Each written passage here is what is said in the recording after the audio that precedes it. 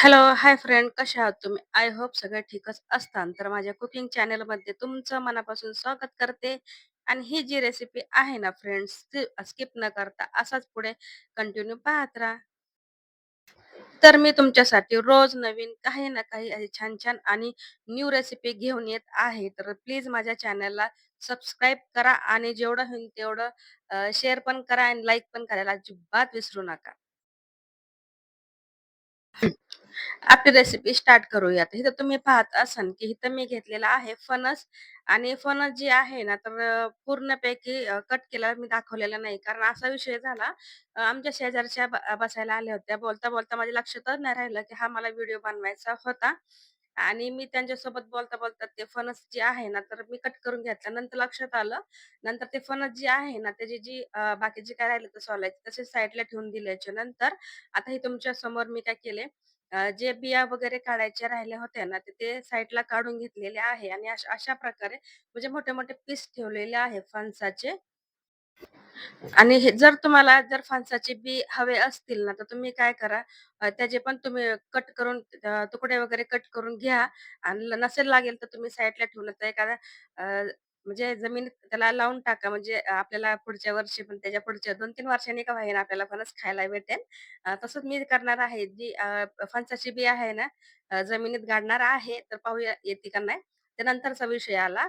तर तुम्ही इथं पाहत असाल, की एका बाउलमध्ये मी घेतलेला आहे फणसाचे तुकडे. आता ह्याच्यामध्ये मी काय केलंय, थोडंसं हळद आणि मीठ लावून आहे ना, म्हणजे 15-20 मिनिटं साईडला ठेवणार आहे आणि तोपर्यंत कांदा वगैरे कट करून घेणार आहे. आणि फ्रेंड्स, आतापर्यंत मी फणसाची रेसिपी नाही खाल्लेली आहे आणि नाही मी आतापर्यंत बनवलेली आहे. आणि आता म्हणजे मी बनवते ना, फक्त पहिल्यांदाच बनवते. फर्स्ट टाईम आहे माझा. रेसिपी कशी होईल ते मला माहिती नाही. पण मला माहिती आहे, की मी जे बनवेल ते चांगलंच होईल.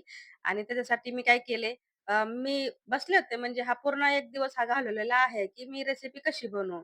मला काहीच आयडिया नव्हती. तर म्हटलं आपल्या पद्धतीने आपले जे मसाले मी वापरते रेग्युलरी, त्या मसाल्यानेच आपण ते बनवूया. जर रेसिपी चुकली असेल ना, तर कोणाला माहिती असेल, की ही कशाप्रकारे बनवतात, त्यांनी मला सांगू शकता, की कशाप्रकारे हे बनवतात. तर तुम्ही इथं पाहत असाल, की एक खोबऱ्याचा तुकडा घेतलेला आहे आणि आता क्वांटिटी मसाल्याची कमी का ठेवली आहे, कारण आपले जे फणस आहे ना, त्याची क्वांटिटी मुळात कमी आहे. तर मी काय केले, जे मटेरियल आहे ना, आपला कांदा आणि खोबरं, कोथिंबीर थोडंसंच कमी ठेवलेलं आहे. आणि थोडीशी तब्येत खराब असल्याने जर माझा आवाज थोडासा वेगळा-वेगळा येत असेल ना, तर समजून घ्या आणि व्हिडिओला सपोर्ट करा. तर इथं तुम्ही पाहत असाल, की एक कढई ठेवलेली आहे. त्या कढईमध्ये खोबरं आणि कांदा जी आहे डायरेक्टली दोन्ही सोबत मी थोडंसं लाईट गोल्डन होईपर्यंत परतून घेणार आहे. आणि ही कढईकडे लक्ष देऊ नका. ही कढई जी आहे ना, तर फक्त असं म्हणजे कांदा वगैरे, खोबरं वगैरे भाजण्यासाठीच ठेवलेली आहे. आणि आतापर्यंत मी काय फणसाची भाजी कुठं खाल्लेली पण नाही आणि पाहिलेली पण नाही. हे जर अनुभव आहे तर माझा पहिल्यांदाच आहे. रेसिपी कशी होते मला माहिती नाही. तर आता आपण बघूया कशाप्रकारे मी बनवते. तर आता चला, आता आपला जे कांदा आणि खोबरं आहे ना, ते मी भाजून घेतली आणि आता ह्या दिवसात काय होतं, म्हणजे ह्या दिवसात पण म्हणता येत नाही, कारण मे महिन्यात पाऊस पडतोय. आता काय बोलावं ह्या पावसाला.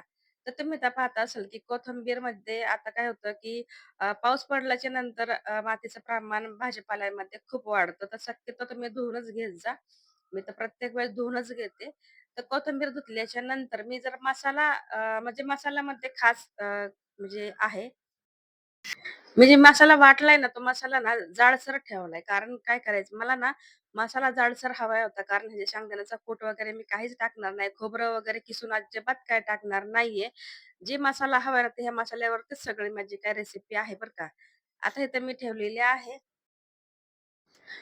कढई ठेवलेली आहे. कढईमध्ये थोडंसं तेल ॲड केल्याच्या नंतर तेल न तापताच मी काय केलं, डायरेक्टली जिरा टाकून दिलाय. बघा किती गडबड आहे का नाही मला. तर जिरा टाकल्याच्या नंतर इथं जे मसाला आहे, तो तुम्ही तर पाहता असाल मसाला जे कशाप्रकारे मी वाटून घेतलाय मिक्सरमध्ये बारीक करून घेतलेला आहे. थोडासा मसाला जाडसर असला ना, की रेसिपी खूप छान बनते. तिथं तुम्ही पाहता असाल, की जे आपला मसाला आहे तो भाजत आहे.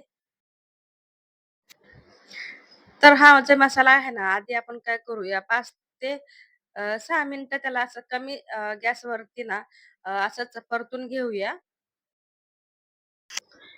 आता हे जे फणस आहे ना, ते इथून घेतलेलं नाहीये. पारगामध्ये तर शक्यतो नाही मिळत.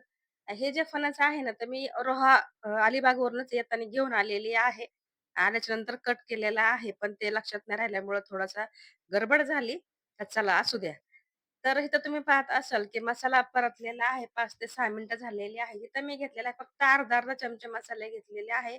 चिकन मसाला, मटण मसाला, होममेड मसाला, लाल तिखट म्हणजे तरी पावडर आणि धना पावडर इथे घेतलेला आहे आणि हळद आणि मीठ घेतलेलं नाही. कारण तुम्हाला तर माहिती आहे. आधी आपण काय केलंय, ज्यावेळेस फणस कट केले ना आपण त्यावेळेस मीठ आणि हळद टाकलेली आहे. तर मिठाची जी क्वांटिटी आहे ना ती नंतर आपण ज्यावेळेस लागेल ना त्यावेळेस आपण टाकूया. तर आता काही गडबड करायची नाही अजिबात. तिथे तुम्ही पाहत असाल, की मी जे मसाले आहे सर्व काही टाकून दिल्याच्या नंतर मसाले बघा कशाप्रकारे परतल्या गेलेला आहे. कारण इथे तुम्ही पाहत असाल, की तेल सुटेपर्यंत हा मी मसाला परतून घेतलाय. कारण जोपर्यंत तेल सुटत नाही तोपर्यंत मसाला आपला रेडी झालेला नसतो. तिथं मी एकदम परफेक्टली असा मसाला भाजून घेतलाय. तर आपला मसाला परतल्याच्या नंतर जे मी कट करून ठेवला होता फणस ते ह्याच्यामध्ये मसाल्यामध्ये टाकून दिलेला आहे. आता आपण ह्याला काय करूया, एकसारखं परतून घेऊया. जेणेकरून जे मसाल्याचं आहे ना, ते या फणसामध्ये रस उतरला पाहिजे आणि नंतर ते एकदम एकसारखं भाजल्याच्या नंतर आपण ह्याच्यामध्ये थोडंसं पाणी ॲड करणार आहोत.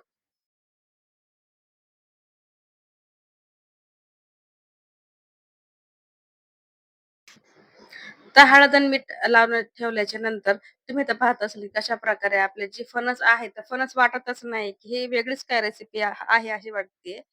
तर मस्त असं आपले जे फणस आहे ना, एकदम मसाल्यामध्ये छान परतल्याच्या नंतर ज्या भांड्यामध्ये मसाला वाटला गेला ना, त्यामध्येच मी थोडंसं पाणी ॲड केल्याच्या नंतर थोडंसं पाणी टाकलेलं आहे आणि जास्त काही आम्हाला ही भाजी ना पातळ नको होती. त्यासाठी मी काय केलंय, ही भाजी ना फ्राय म्हणजे सुक्की बनवली आहे. आणि थोडंसं पाणी ॲड केलेलं आहे आणि गॅसचा फ्लेम आहे ना एकदम कमी करून झाकण लावून मी असंच ठेवून दिलेलं आहे. जवळपास 7 ते 8 मिनिटं मला ह्या भाजीला गेलेली आहे. आता आपल्या भाजीमध्ये मीठ थोडंसं कमी आहे, तर मीठ ह्याच्यामध्ये चवीनुसार मी ॲड केलेलं आहे. आता ह्याला मी झाकण लावून ठेवून देत आहे, कारण आपल्या दम आचेवरतीच आपल्याला ही जी रेसिपी आहे बनवायची आहे. गडबड केल्याच्या नंतर भाजी जळू शकते, हे पण लक्षात ठेवायचं आहे. तर चला तर मग आधी मी काय केलंय, डायरेक्टली नंतर नाही ओपन केलं. मी थोडं-थोडं चेक करत राहिले, की आपली भाजी झाली की नाही. ही भाजी फक्त 50%च भाजी शिजून तयार झाली होती आणि ह्याच्यामध्ये पाणी पण होतं. तर ह्या आणखीन वेळ हवाय भाजी शिजण्यासाठी. तर आपण काय करू ह्याला परत झाकण लावून ठेवून देऊया 3 ते 4 मिनिटासाठी.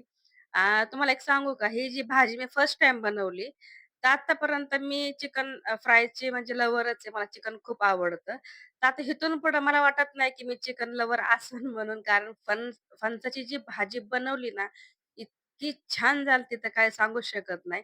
खरंच मी पहिल्यांदाच बनवली ना आणि पहिल्यांदाच खाल्ली. आमच्या घरात पण सगळ्यांना आवडली, की ही रेसिपी आधी मी का नाही बनवली? हे विचार करत होते, की प्रत्येक गोष्ट ट्राय करण्याच्या अगोदर मला भीती वाटते, की कशी असेल, काय असेल? पण मी स्वतःहून ही भाजी बनवली ना, खरंच खूप छान झाली. चिकन वगैरे पण ह्याच्या पुढं फिक्के आहे बरं का गाईज. तुम्ही एकदा ही रेसिपी नक्की ट्राय करा. आणि माझी जी भाजी आहे ना, फणसाची भाजी एकदम बनून तयार झालेली आहे. आता मी ह्याला एका बाउलमध्ये काढून घेते. तर माझी फायनली जी रेसिपी आहे ना, फणसाची रेसिपी बनवून तयार झालेली आहे. तर ज्यांनी हा माझा व्हिडिओ पाहिला असेल, त्यांचा मनापासून आभार मानते. हा व्हिडिओ मी इथंच एंड करते. त्यांनी भेटू नेक्स्ट व्हिडिओमध्ये. व्हिडिओ आवडला असेल तर व्हिडिओला लाईक करा, चॅनलला सबस्क्राईब करायला अजिबात विसरू नका. तुम्हाला मी रोज छान-छान तुमच्यासाठी एक नवीन-नवीन अशी रेसिपी घेऊन येत जाईन. तोपर्यंत स्वतःची काळजी घेत राहा. सर्वात महत्त्वाचं खात राहा. आणि हो गाईज, आपल्या चॅनलला जेवढं होईल तेवढं सपोर्ट करा. कारण मेहनत तर खूपच करते, पण सपोर्ट तुमचा असल्याशिवाय मी काही पुढे जाऊ शकत नाही. हे पण तुम्हाला माहिती आहे. त्यासाठी माझ्या व्हिडिओला जेवढं होईल तेवढं सपोर्ट करायला विसरू नका. Bye bye. भेटूया नेक्स्ट व्हिडिओमध्ये.